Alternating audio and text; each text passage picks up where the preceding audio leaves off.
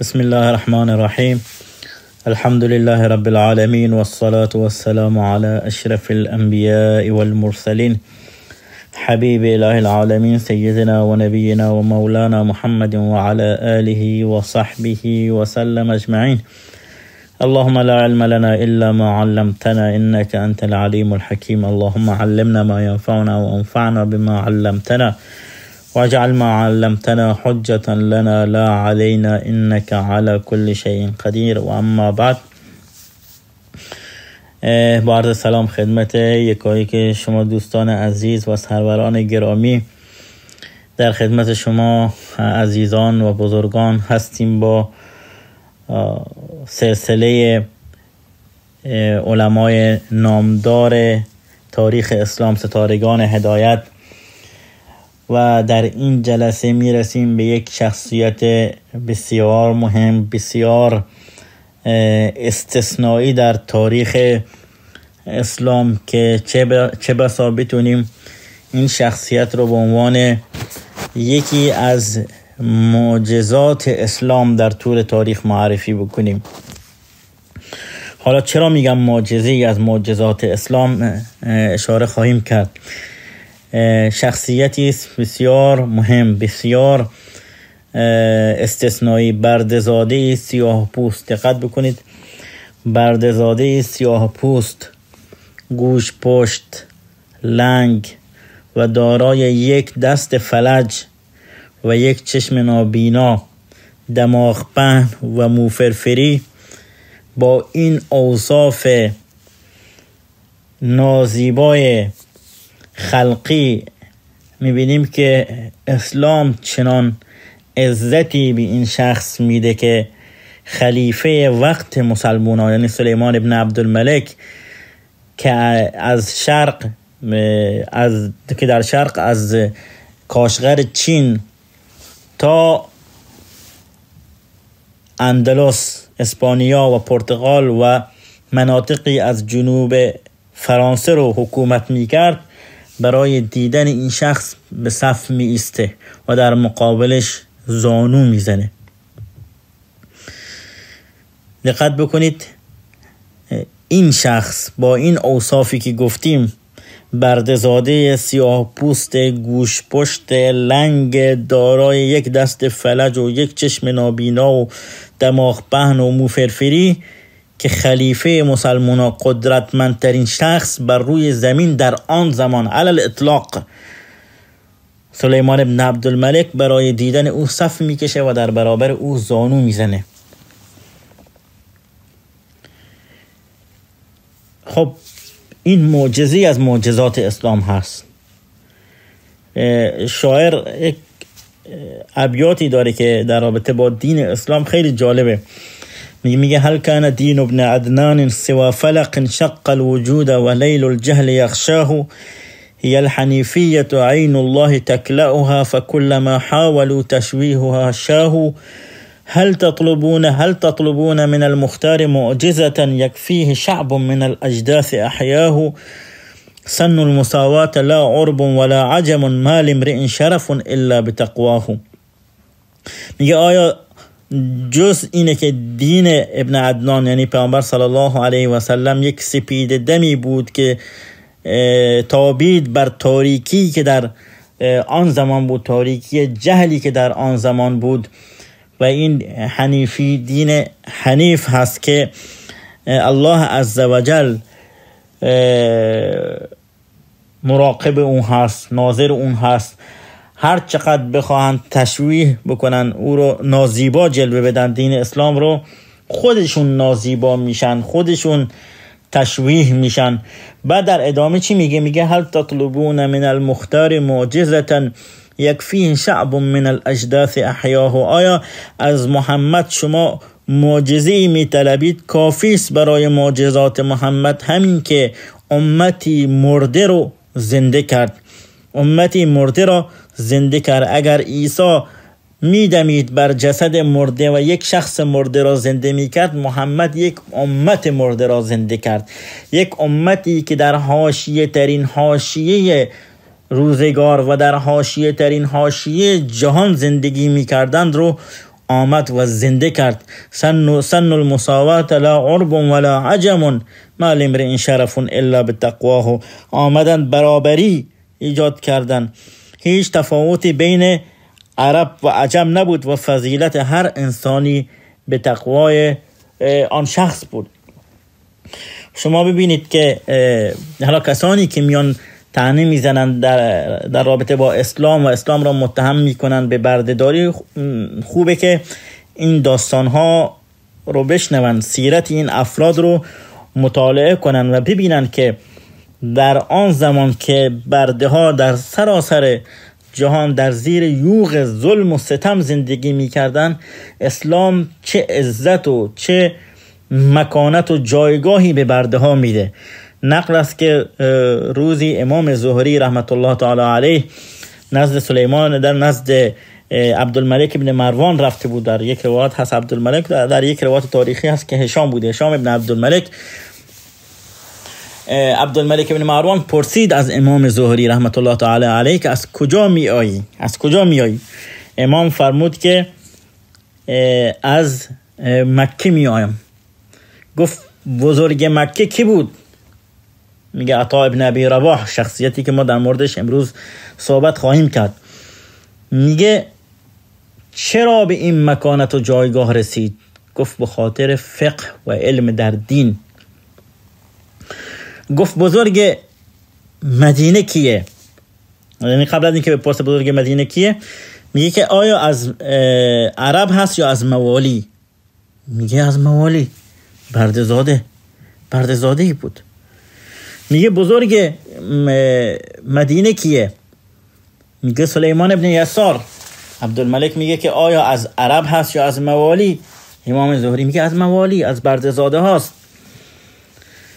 بعد میگه بزرگ مصر کیه؟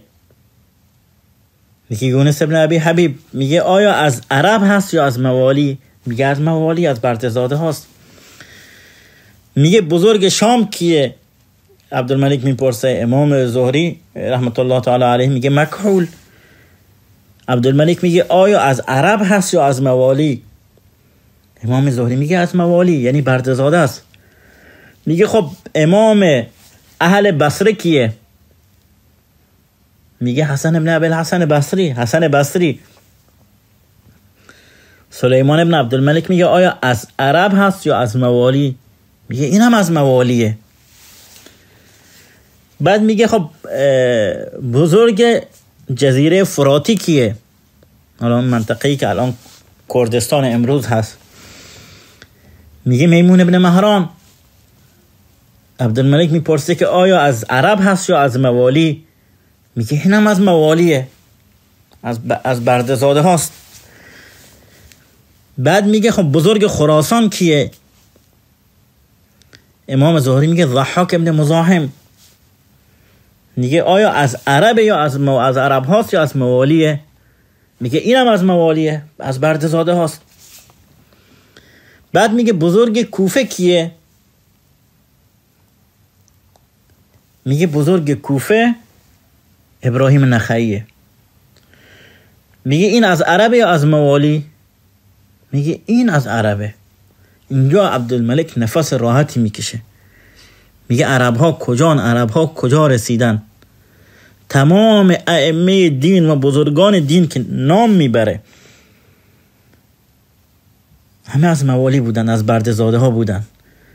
بزرگ مکه عطا ابن ابی رباح، بزرگ مدینه سلیمان ابن یسار، بزرگ یمن طاووس ابن کیسان، بزرگ مصر یونس ابن ابی حبیب، بزرگ جزیره فراتی میمون ابن مهران، بزرگ شام مکحول، بزرگ خراسان ضحاک ابن مزاحم، بزرگ بصره حسن بصری، بزرگ جزیره فراتی میمون ابن مهران. اینها همه موالی بودن، برده‌زاده بودن.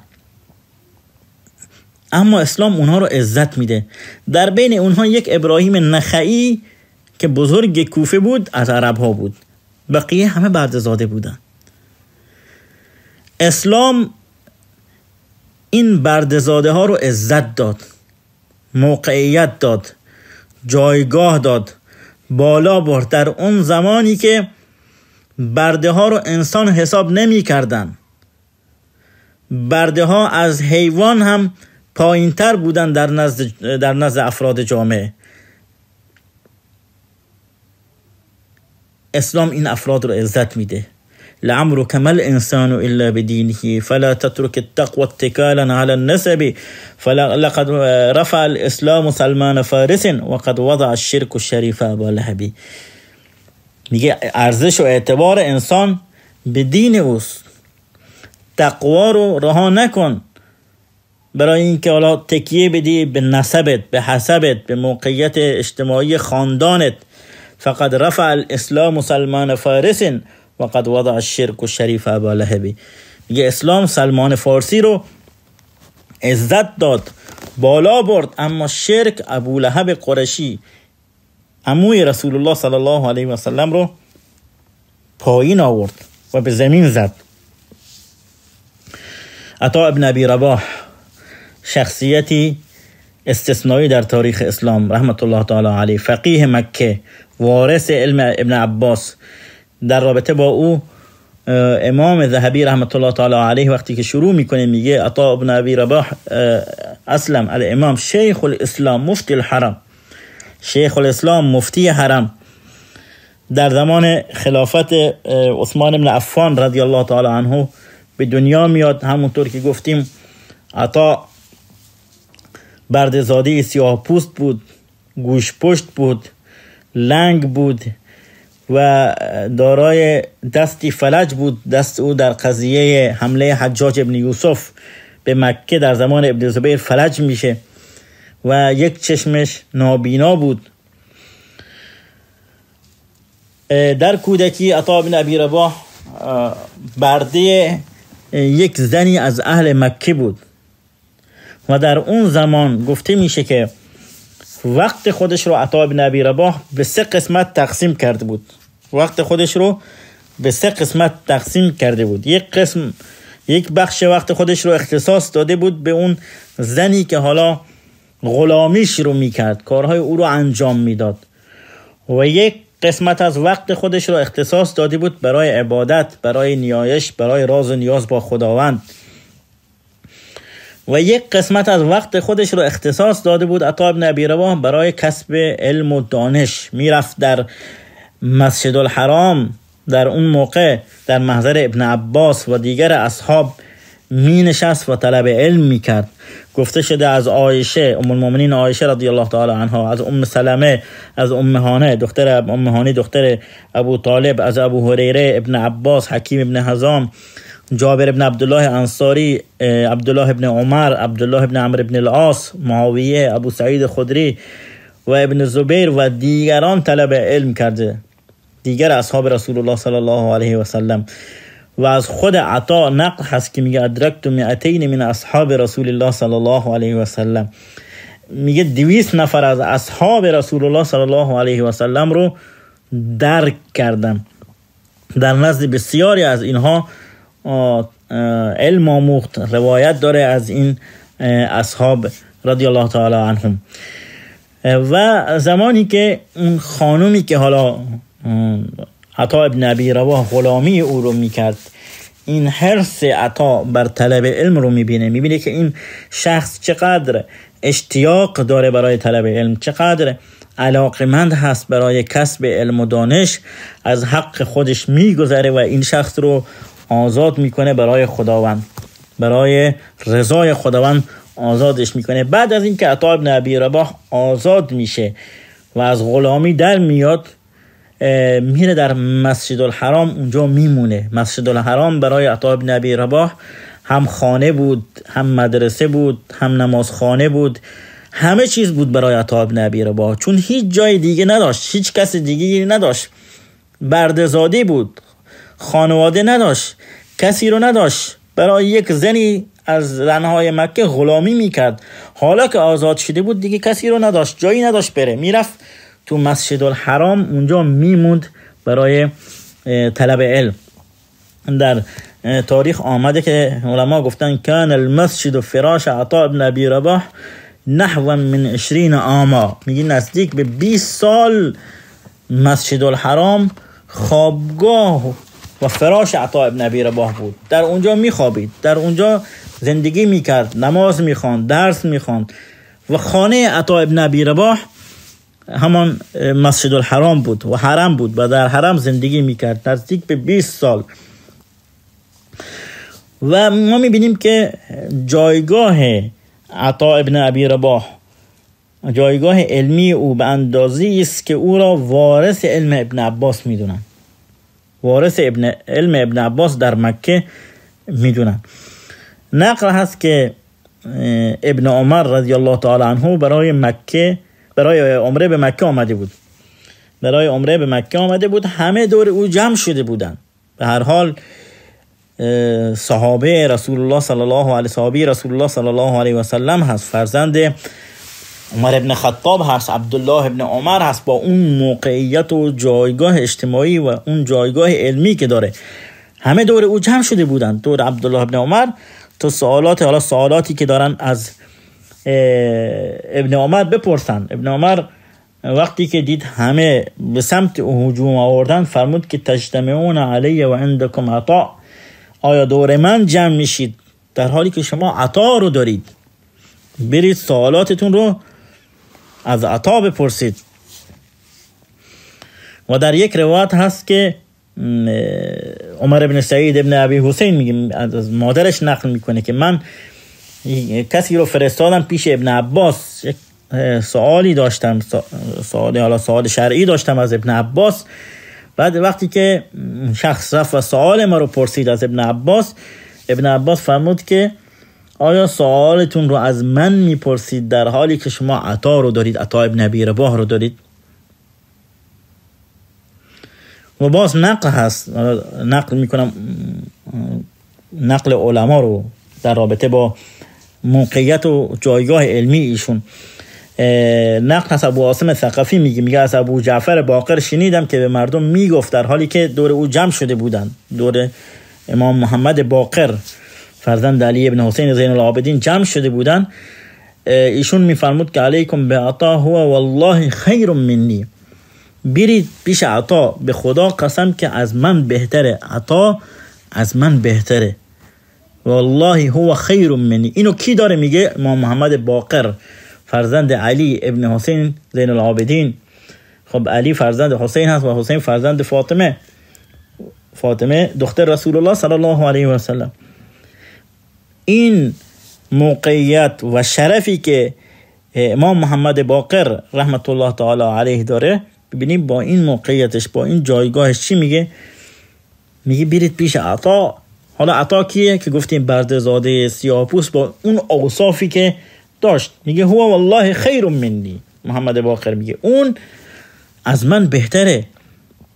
در یک روایت هست از امام محمد باقر که میگه ما بقی علی ظهر الارض احد اعلم بمناسک الحج من عطا. میگه در روی زمین کسی نمونده که در رابطه با مناسک حج داناتر از عطا ابن ابی رباح باشه. چون عطا ابن ابی رباح در تاریخ ما میخونیم که 70 بار حج کرده، 70 بار حج کرده. باز از عبدالعزیز ابن ابی حازم نقل هست از پدرش ابو حازم سلمت ابن دینار که میگه ما ادرکت احدا اعلم بالحج من عطا ابن ابی رباح.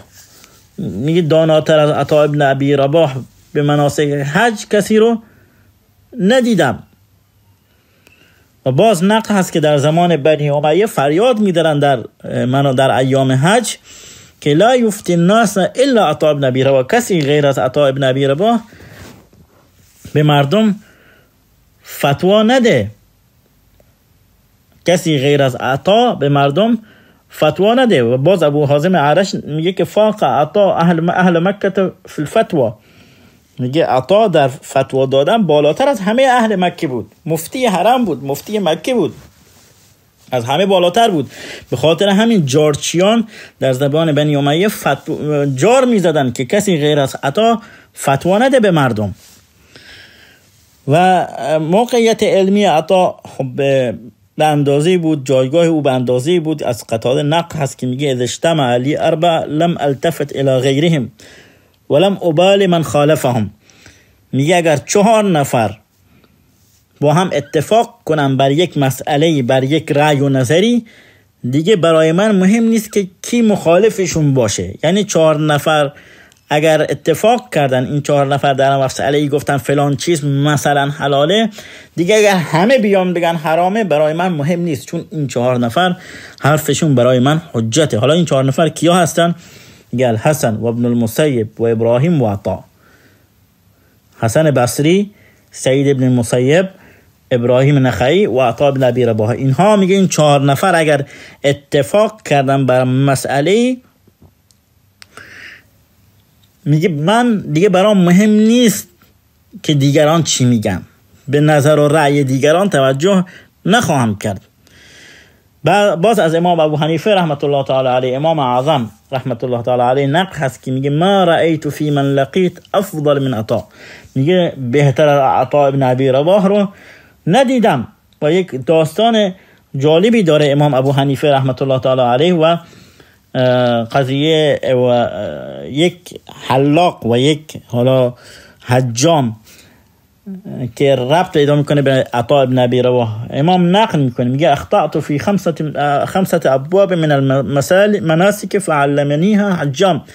میگه من در 5 مورد از مناسک حج اشتباه کردم، یک حجامی، اون حجامه کننده، هم حجامه میکردن هم سر میتراشیدن در ایام حج، میگه منو این یادم داد این 5 مسئله رو. میگه وقتی که میخواستم سرم رو بتراشم در مناسک حج، میگه رفتم پیش حجام، وقتی نشستم گفتم چند میگیری موهامو بتراشی؟ بعد حجام بهم گفت که آیا عراقی هستی؟ گفتم آره. گفت که ما پول نمیگیریم از تراشیدن سر. میگه وقتی نشستم منحرف از سمت قبله نشستم، یعنی به سمت قبله نبودم. میگه بهم گفت به سمت قبله بشین. میگه بعد از اون خواستم سمت چپ سرم رو بدم که از اونجا آغاز بکنه برای تراشیدن. گفت سمت راست سرت رو بده.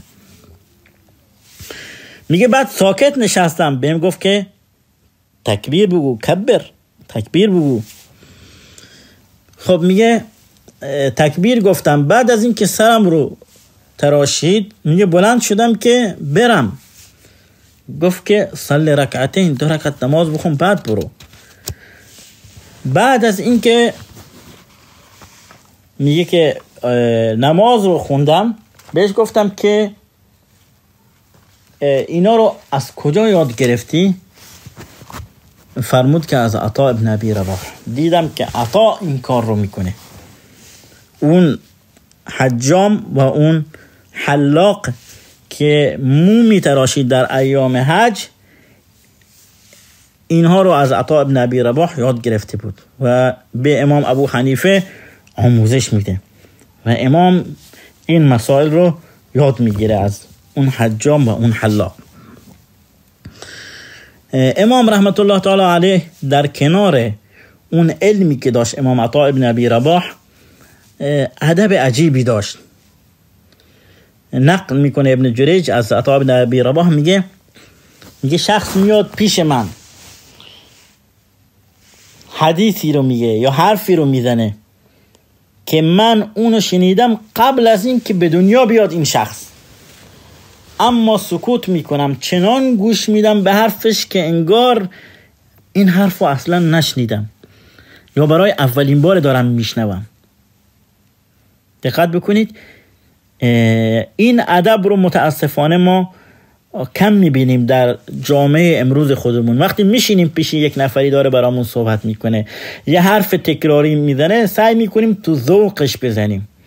حالا این چه حرفی قبلا شنیدم، تکراریه، یعنی به اون شخص بر میخوره، به شخصیتش توهین میشه، بر میخوره. امام عطا میگه شخص میاد پیش من یه حرفی میزنه که من این حرف رو شنیدم قبل از اینکه اون اصلا به دنیا بیاد، اما چنان وانمود میکنم که دارم برای اولین بار دارم میشنوم، برای اولین بار دارم میشنوم، تو ذوق اون شخص نمیزنم. این از ادب امام رحمت الله تعالی علیه بود. در رابطه با عبادت ایشون ابن جریج کسی هست که شاگرد عطا بود، سالها با عطا زندگی کرد، ملازم عطا ابن ابی رباح بود. میگه لازم تو عطا 18 سنه، میگه 18 سال همراه با عطا بودم. میگه بعد از این که پیر شد، بزرگ شد، سن و سالش بالا رفت، چون عطا ابن ابی رباح 88 یا 89 سال عمر کرده، به یک روایتی 88، به یک روایتی 89 سال. میگه وقتی که به نماز می ایستاد 200 آیه از سوره بقره رو میخوان در حالی که ایستاده بود، تکان نمیخورد. در سن پیری، بعد از این که پیر شده بود، عاجز شده بود، ناتوان شده بود، میگه 200 آیه از سوره بقره رو میخوان در حالی که ایستاده بود. باز نقل از ابن عیینه میگه که به ابن جریج گفتم که ما رأیت مصلیا مثلک، من کسی رو ندیدم که مثل تو نماز بخونه، یعنی به قشنگی و زیبایی تو نماز بخونه. بعد ابن جریج بهش میگه لو رأیت عطا، میگه عطا رو ندیدی، اگر عطا رو میدیدی چی میگفتی؟ امام رحمت الله تعالی علیه داستانهایی داره با ملوک بنی امیه، پادشاهان و حکام بنی امیه که واقعا عبرت آموزه، درس آموزه و جالبه. هم با عبدالملک ابن مروان، هم با سلیمان ابن عبدالملک و هم با هشام ابن عبدالملک که انشاءالله اشارات خواهیم کرد به این داستانهای زیبا و پند آموز. نقل است که عطا ابن ابی رباح نزد عبدالملک ابن مروان رفت. عبدالملک برای حج آمده بود، برای انجام مناسک حج آمده بود، در مکه بود و بر روی اون کرسی خودش نشسته بود. بزرگان همه در اطرافش بودن، در سمت راست و چپش بودن. وقتی که عبدالملک عطا ابن ابی رباح رو میبینه، بلند میشه، میره جلوش، اونو میاره کنار خودش روی تخت، روی اون کرسی خلافتش مینشونه و بهش میگه یا ابا محمد حاجتک، ای ابو محمد چی نیازی داری، هر چی میخوای بگو. بعد بهش میگه که ای امیر المؤمنین، تقوای خدا رو پیشه کن در حرم خداوند و حرم رسول خداوند و آبادش بکن، یعنی به امارت و عمران و آبادی مکه و مدینه توجه بکن و تقوای خدا رو پیشه کن در رابطه با اولاد مهاجرین و انصار، فرزندان مهاجرین و انصار. فانک بهم جلست هذا المجلس، اگر تو بر روی این کرسی نشستی، به این موقعیت و جایگاه رسیدی، به خاطر فرزندان مهاجرین و انصار هست. بعد میگه واتق الله فی اهل الثغور فانهم حصن المسلمین، میگه تقوای خدا رو پیشه کن در مرزبانان جهان اسلام، کسانی که در مرزها قرار گرفتن، با دشمنان می جنگن، از مرزهای اسلام پاسبانی میکنن. بعد میگه و تفقد امور المسلمین فانک وحدک المسئول عنهم، میگه جویای امور مسلمانان باش، چون تو تنها مسئول اونها هستی، چون مسئول اونها تو هستی. بعد میگه واتق الله فی من علی بابک فلا تغفل عنهم ولا تغلق دونهم بابک، میگه تقوای خدا رو پیشه کن در رابطه با کسانی که میان پیش تو، به قصر تو، به دربار تو، میگه از اونها غافل نشو، درت رو به روی اونها نبند. بعد عبدالملک میگه باش. بعد بلند شد و رفت. بعد عبدالملک بهش میگه یا ابا محمد انما سألتنا حوائج غیرک وقد قضیناها فما حاجتک، میگه اومدی حاجتهای دیگران رو خواستی، نیازهای دیگران رو از ما طلب کردی، خودت از ما چی میخوای؟ خودت خواسته ای نداری، چیزی نمیخوای بهت بدیم؟ بعد میگه مالی الی مخلوق حاجه، مالی الی مخلوق حاجه، میگه من هیچ نیازی به مخلوقات ندارم. بعد بلند میشه، از اونجا میره عطا ابن ابی رباح، در حالی که عبدالملک ابن مروان میگه هذا و ابیک الشرف، میگه این شرفه، این سروریه، این بزرگیه. نقل هست در زمان سلیمان ابن عبدالملک، خلیفه قدرتمند اموی، که گفتیم از کاشغر چین در شرق تا اندلس در غرب، اسپانیا و منطقه از جنوب فرانسه در غرب حکومت میکرد. دقت بکنید شما این گستردگی جغرافیایی رو تصورش رو بکنید. کاشغر چین کجاست و جنوب فرانسه کجاست؟ همه تحت قلمرو و تحت حکومت سلیمان بن عبدالملک بودن، خلیفه قدرتمند اموی. سلیمان بن عبدالملک برای مناسک حج به مکه میره، وارد مسجد الحرام میشه همراه با 2 فرزندش ایوب و داود. اونجا میبینه که عطا ابن ابی رباح نشسته نماز میخونه، ایستاده نماز میخونه، به عبادت مشغوله. تعداد زیادی از مسلمان‌ها دور او رو گرفتن، منتظرن که کی نمازش تموم میشه تا برن پیش او سوالات خودشون رو بپرسن. سلیمان هم منتظر میشینه تا اینکه عطا ابن ابی رباح نمازش تموم بشه. بعد از اینکه نماز عطا تموم شد و رو کرد به مردم صف میکشن برای اومدن پیش عطا ابن ابی رباح. سلیمان ابن عبدالملک با اون خدم و حشمش میخواد بره پیش عطا ابن ابی رباح و سوالات خودش رو از او بپرسه، مردم رو کنار بزنه. عطا ابن ابی رباح بهش اشاره میکنه که تو هم برو همراه مردم، تو هم تو صف بیست، تو فرقی با بقیه نداری. اینجا فرقی بین خلیفه و فقیر و غنی نیست، همه یکی هستن. سلیمان ابن عبدالملک خلیفه به صف می ایسته تا اینکه نوبتش میشه، میره در مقابل عطا ابن ابی رباح زانو میزنه، سوالات خودش رو میپرسه و عطا ابن ابی رباح به سوالات او پاسخ میده. بعد بلند میشه از اونجا، فرزندانش از او میپرسند ایوب و داود که ای پدر، کی بود این شخص؟ کی بود این فردی که خودت رو به خاطر او ذلیل کردی، زانو زدی در برابرش؟ بعد به فرزندانش میگه یا بنی، سلیمان بن عبدالملک میگه تعلم العلم فبالعلم یشرف الوضیع و یعلو الارقاء على مراتب الملوک. یه فرزندانم در پی علم و دانش باشید. به وسیله علم و دانش انسانهایی که موقعیتی ندارن، جایگاهی ندارن، هیچی نیستن، شرف پیدا میکنن، عزت پیدا میکنن و بردگان برگردن پادشاهان سوار میشن. طلب علم بکنید. میگه از اونجا رفتن در حالی که جارچیان جار میدادن که هیچ کسی در حرم فتوا نده، هیچ کسی در مکه فتوا نده غیر از عطا ابن ابی رباح. و یک داستانی هست در رابطه با هشام ابن عبدالملک و عطا ابن ابی رباح. عثمان بن عطا خراسانی نقل میکنیم که من همراه با پدرم رفتیم به سمت شام، قصد ملاقات با هشام ابن عبدالملک داشتیم، خلیفه اموی. میگه وقتی نزدیک دمشق شدیم دیدم که یک پیرمردی سوار بر الاغ هست داره میاد، الاغ سیاه. میگه پیرمرد سیاه پوست سوار بر یک الاغ سیاه، در حالی که یک پیراهن کهنه پوشیده بود، ارزان قیمت، یک پیراهن مندرسی پوشیده بود. میگه من وقتی که حالتشو دیدم خندم گرفت. میگه که خندم گرفت، دیدم که یک پیرمرد سیاه پوست بر یک الاغ سیاه پوست سوار شده، بر الاغ سیاه سوار شده و بعد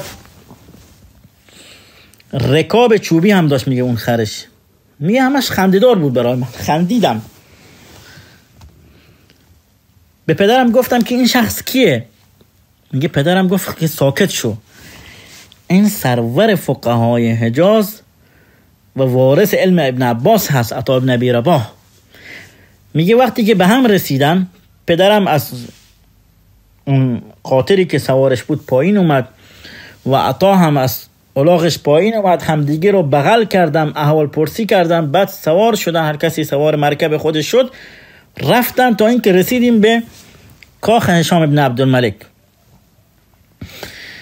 میگه وقتی که اینها رفتن داخل کاخ، عطا ابن ابی رباح و پدرم عطا خراسانی با هم رفتن داخل کاخ هشام بن عبدالملک و بیرون اومدن، من به پدرم گفتن که تعریف کن، ای پدر تعریف کن که چه شد در داخل، چه شد، چه اتفاقاتی افتاد.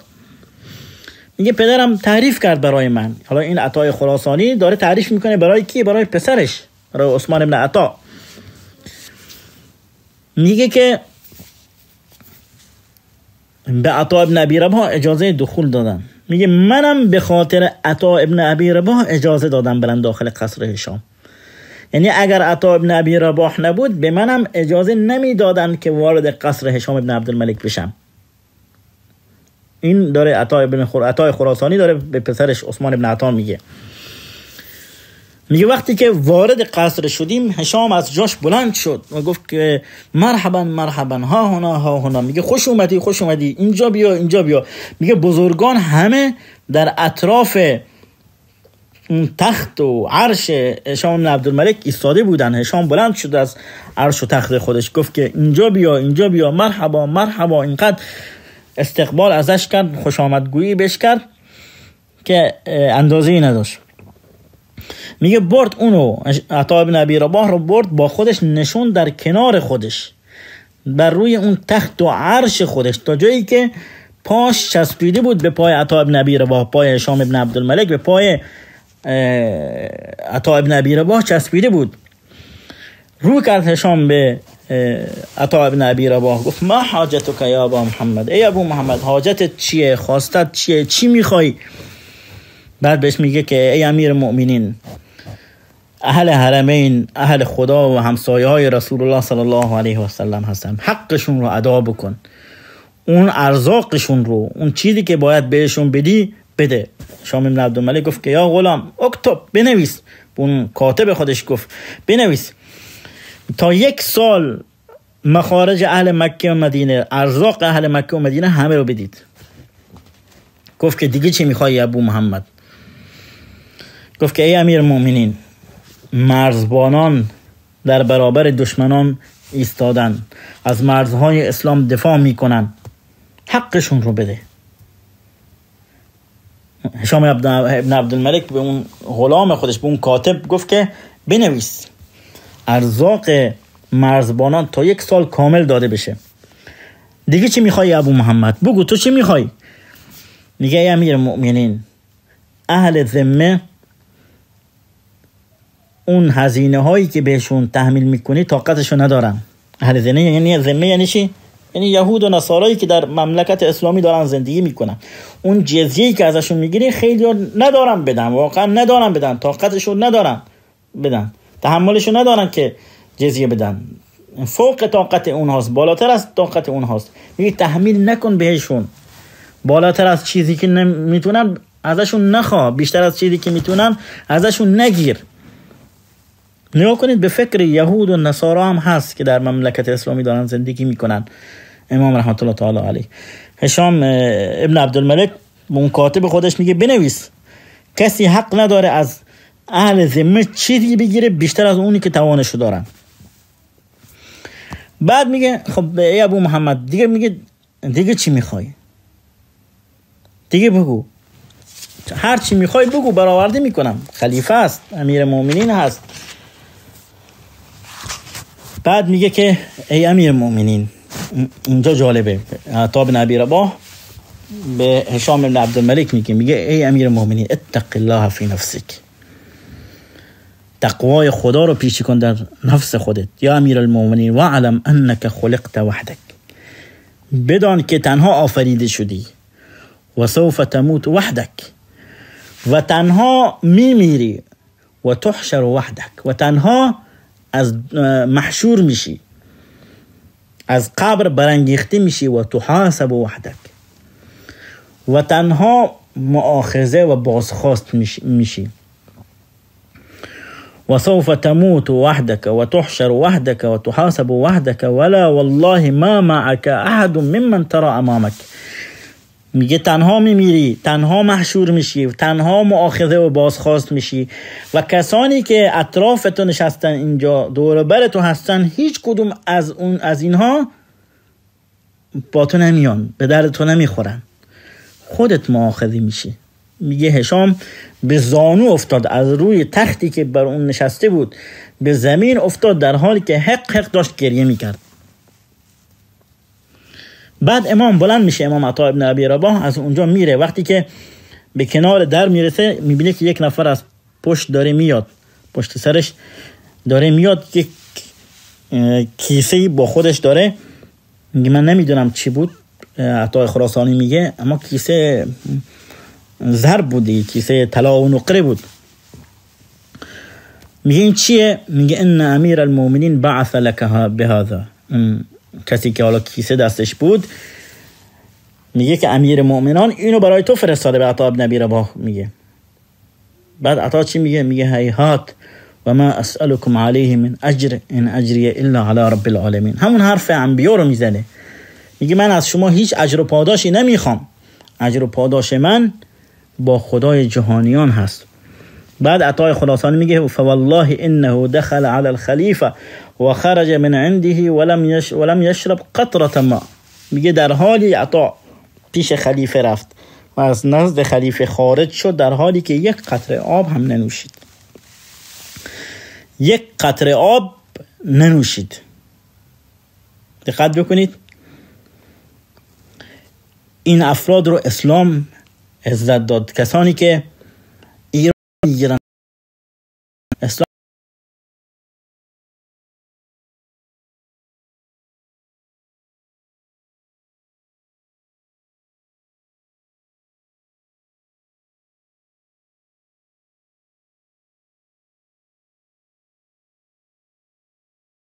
الله تعالی علیه